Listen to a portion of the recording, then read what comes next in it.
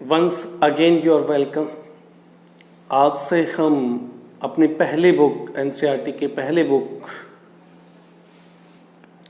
भारत का सिद्धांत और व्यवहार, इसका रिवीजन, इसका दोहराव स्टार्ट करने जा रहे हैं, ठीक है ना। और इसमें सबसे पहला चैप्टर है संविधान क्यों और कैसे, कॉन्स्टिट्यूशन व्हाई एंड हाउ। संविधान क्यों और कैसे, व्हाई एंड हाउ, ठीक है ना। तो इसमें हम सबसे पहले आज बात करेंगे why do we need a constitution. हमें आखिर संविधान की आवश्यकता क्या है, क्या बगैर कॉन्स्टिट्यूशन के नहीं रह सकते क्या। तो इसको हम जानने के लिए एक छोटा सा डेफिनेशन लेंगे, बहुत ज़्यादा डिटेल्स में बात नहीं करेंगे कि आखिर कॉन्स्टिट्यूशन है क्या। आपने 9th क्लास में भी पढ़ा, constitution is a set of rules and regulation of an country, ठीक है ना। किसी भी देश के नियम कानून का एक सेट है कॉन्स्टिट्यूशन, संविधान, ठीक है ना। तो जिस नियम और कानून को लेके वहाँ के नागरिक, वहाँ की सरकार, वहाँ की पुलिस प्रशासन, सभी को उनको फॉलो करना होता है। यानी कि किसी देश में कॉन्स्टिट्यूशन से बढ़कर कोई नहीं है। इवन वहाँ के राष्ट्रपति, प्रधानमंत्री और सरकार के कोई भी, यानी कि सरकार के 3 पिलर्स की हम अगर बात करें, एग्जीक्यूटिव, लेजिस्लेटिव एंड जुडिशरी, सबको कॉन्स्टिट्यूशन को फॉलो करना होता है। तो कॉन्स्टिट्यूशन पब्लिक को भी फॉलो करना होता है। अब कॉन्स्टिट्यूशन की इम्पोर्टेंस कितनी है ये अपने आप में आप समझ सकते हो कि एक बाउंड्री के, निश्चित बाउंड्री के लिए अंदर, स्पीच करो दिस इज योर इंडिया, और यहाँ पर इस बाउंड्री के अंदर रहने वाला कोई भी भारत का नागरिक भारत के कॉन्स्टिट्यूशन को फॉलो करेगा, ठीक है ना। He has to abide by the constitution of India. He cannot just violate the constitution of India, उसका उल्लंघन नहीं किया जा सकता। तो अपने आप में कॉन्स्टिट्यूशन की इम्पोर्टेंस को, इसी बात को मद्देनज़र रखते हुए हम बात करेंगे कि कॉन्स्टिट्यूशंस को सबको फॉलो करना होता है, ठीक है ना। तो सबसे पहले बात करते हैं, सबसे पहला पॉइंट, संविधान तालमेल बढ़ाता है और भरोसा दिलाता है। Constitution allows coordination and the assurance. Constitution तालमेल बढ़ाता है और भरोसा दिलाता है। Constitution allows coordination and assurance. इस बात को समझने के लिए आप कल्पना कीजिए, आप किसी एक बड़े ग्रुप के मेंबर हैं, ठीक है, और इस बड़े ग्रुप के अंदर अलग अलग धर्म के, अलग अलग कास्ट के लोग रहते हैं। कुछ भगवान की पूजा करते हैं, कोई ईश्वर को मानते हैं, कोई क्रिश्चियंस बाइबल को पढ़ते हैं, यानी कि सबके धर्म और उनकी बुक्स भी अलग अलग है, ठीक है ना। धर्म के अनुसार उनकी बुक है। हर इंसान की पसंद अलग अलग है। कोई किसी तरह के सिनेमा देखना चाहता है, कोई किसी की और पहचान है, कोई कुछ अलग से गेम खेलता है, ठीक है। साथ ही हर ग्रुप के अंदर, इसी ग्रुप के अंदर प्रोग्रेस करने की, उन्नति करने का उनके अलग अलग नज़रिए हो सकते हैं। कोई अपने बच्चे को स्कूल भेजना बेहतर समझता है, कोई बिजनेस में ज़्यादा लगाना चाहता है, ठीक है ना। तो हर एक की जहाँ पर आकांक्षाएं, इच्छाएं, एस्पिरेशंस अलग अलग हैं, वहाँ पर कोऑर्डिनेशन की हमें आवश्यकता है, नहीं तो ये लड़ेंगे आपस में। जहाँ पर इनके आपस में इंटरेस्ट कॉन्फ्लिक्ट करेंगे, आपस में कुछ मुद्दे को लेकर कोई डिफरेंस ऑफ ओपिनियन होगा, तो डेफिनेटली इनके बीच में विवाद, झगड़ा होने की पोजीशन बनेगी, ठीक है ना, परिस्थितियाँ तैयार होगी।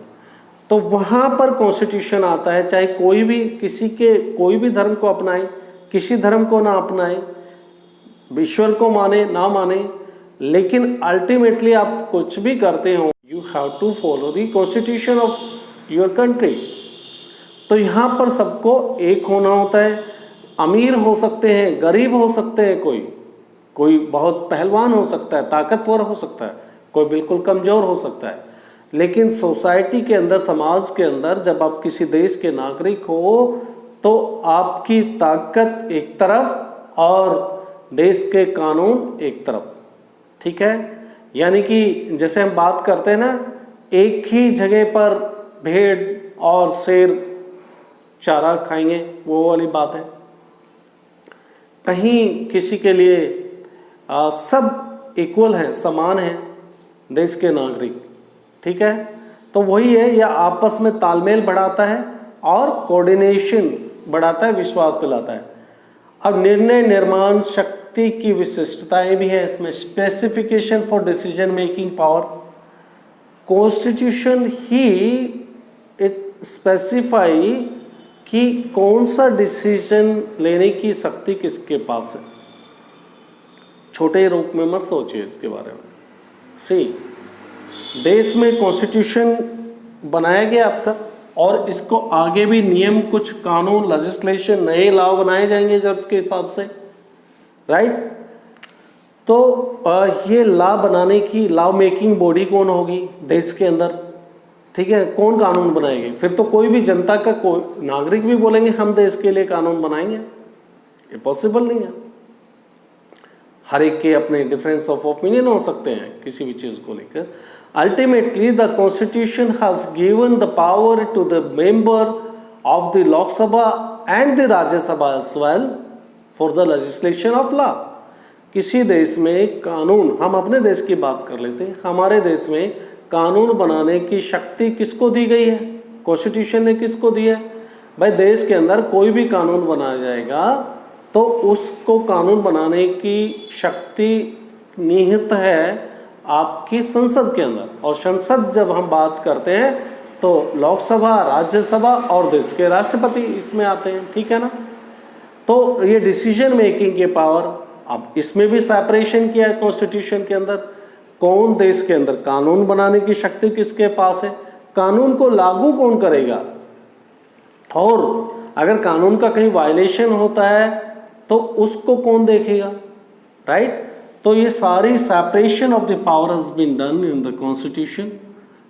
ठीक है ना, सेपरेशन ऑफ पावर।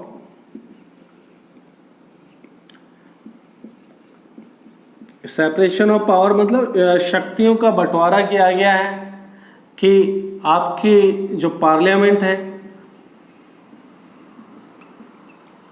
संसद है, संसद का काम है आपका मेकिंग ऑफ द लेजिस्लेशन, कानून बनाना, राइट।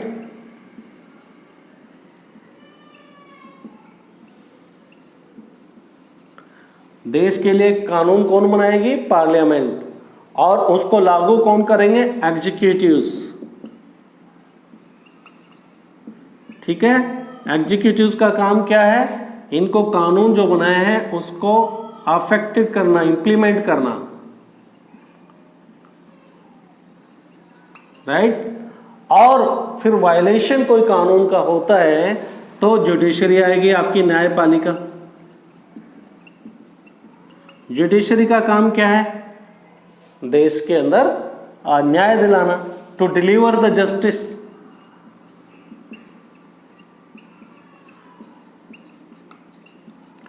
तो this is how the constitution help. ठीक है ना, डिसीजन मेकिंग, साथ में सेपरेशन ऑफ द पावर, कि ये जो आपके जो तीन मेन पिलर हैं, ठीक है ना, किसी भी देश के अंदर, अब इनमें भी आपस में there should not be any conflict taking into the consideration by किसके पास में क्या शक्ति होगी। That has already been defined in the constitution. ये हमारे देश के संविधान के अंदर पहले से ही डिफाइन किया गया है किसकी क्या रेस्पॉन्सिबिलिटी है, राइट। अब सरकार की शक्तियों के ऊपर भी सीमाएं होती हैं, अदरवाइज तो सरकार क्या करेगी? सरकार ही जो है वायलेशन करना शुरू करेगी, तो there should be some limitation on the power of the government.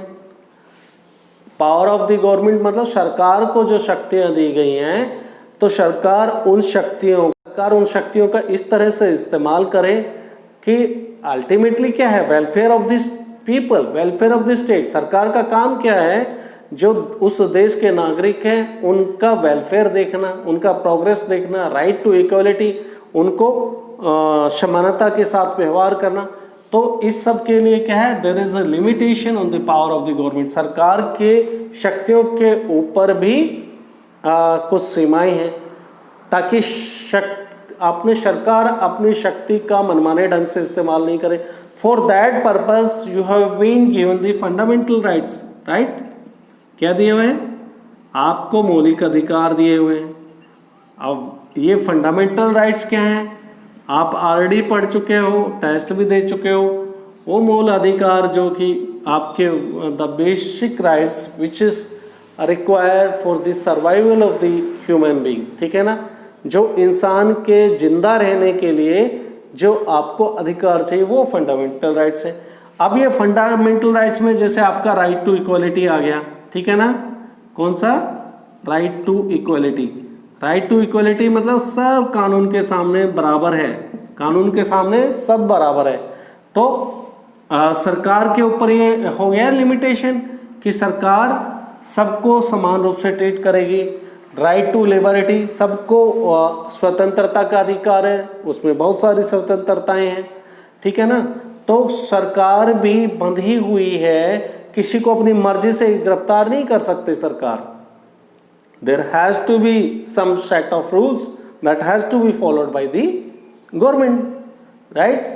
तो सरकार की शक्ति के ऊपर सीमाओं को लगाने के लिए आपको फंडामेंटल राइट्स दे दिए हैं, और फंडामेंटल राइट्स का वायलेशन आपकी सरकार भी नहीं कर सकती, आपके एग्जीक्यूटिव भी नहीं कर सकते, और आपके जुडिशरी भी नहीं कर सकती। और इनफैक्ट जुडिशरी को तो आपके अधिकारों की सुरक्षा, protection in the safeguard of your fundamental right किसके पास है भाई? आपकी जुडिशरी ये देखेगी कि आपके मौलिक अधिकारों की सुरक्षा की गारंटी दी जाए, ठीक है ना।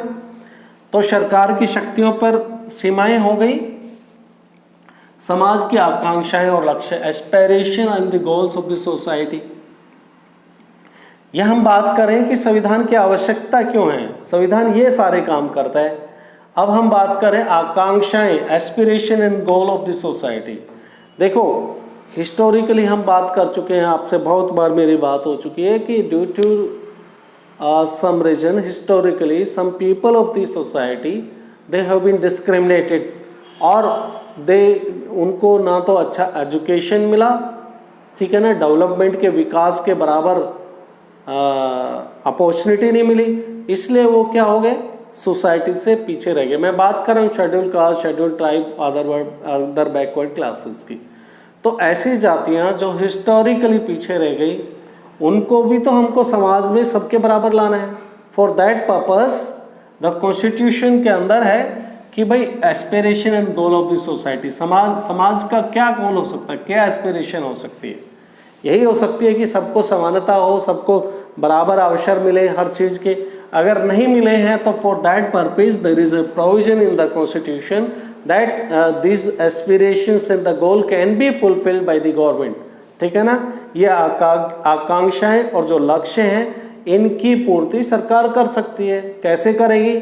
For making certain provision in the constitution, सरकार कॉन्स्टिट्यूशन के अंदर, कानून के अंदर कुछ बदलाव ला सकती है। फॉर दैट पर्पस आप रिजर्वेशन पॉलिसीज की बात कर सकते हो। ये रिजर्वेशन पॉलिसीज क्या हैं भाई? आरक्षण किस लिए देते हैं? ताकि सब लोगों को समान एक लेवल पे लिया जा सके। तो ये आरक्षण के बारे में हम पहले बात कर चुके हैं। रिजर्वेशन इन गवर्नमेंट इंस्टीट्यूशन, जो गवर्नमेंट जॉब, सब पर आरक्षण, ताकि जो लोग पीछे रह चुके। और सबसे लास्ट में हम बात करेंगे राष्ट्र की बुनियादी पहचान, fundamental identity of a people. हर राष्ट्र के अंदर एक जो पीपल है उनकी अपनी एक पहचान है, ठीक है ना। जैसे इजराइल बात करते हैं जर्मनी वाले बात करते हैं कि हमारे इतनी ग्रुप्स कि भाई हमारे देश में जो ट्रेडिशन चला रहा है इस कम्युनिटी के लोग रहते हैं। हमारे भारत में ऐसा कुछ नहीं है, हम किसी एक कम्युनिटी को लेके नहीं चलते हैं, लेकिन के अंदर हम सबकी एक बेसिक बुनियादी पहचान कॉन्स्टिट्यूशन दिलाता है, ठीक है ना। कॉन्स्टिट्यूशन हम हर एक नागरिक को एक बुनियादी पहचान देता है कि हम इस देश के नागरिक हैं। तो इस तरह से आज हमने बात की कि संविधान की आवश्यकता क्यों है। इसको हमने समझने के लिए 4 बड़े बातें की। संविधान तालमेल बढ़ाता है और भरोसा दिलाता है। Constitution allows coordination in the assurance, specification for decision making power. इसमें संविधान के अंदर ही शक्तियां दी गई है कि किसके पास निर्णय लेने की शक्ति है। साथ ही साथ limitation on the power of the government, सरकार जितने भी वायलेशन करती है, सरकार करती है, जबरन किसी को अरेस्ट करना है तो उनके ऊपर भी कुछ सीमाएं लगाई गई हैं। और समाज के लोगों की कुछ आकांक्षाएं, लक्ष्य हैं, वो भी संविधान ही पूरा करता है और एक फंडामेंटल आइडेंटिटी भी संविधान ही देता है, राइट। इसी के साथ आज का ये टॉपिक यहीं पर समाप्त करते हैं। नए टॉपिक के साथ फिर मुलाकात होगी, तब तक के लिए goodbye, stay home. Stay home तो अब हम नहीं कहेंगे, स्टे सेफ जरूर कहेंगे। और स्कूल आना मत भूलिएगा। जो भी आपको स्कूल का शेड्यूल दिया जाता है उस शेड्यूल के हिसाब से आप स्कूल जरूर अटेंड करें। Thank you.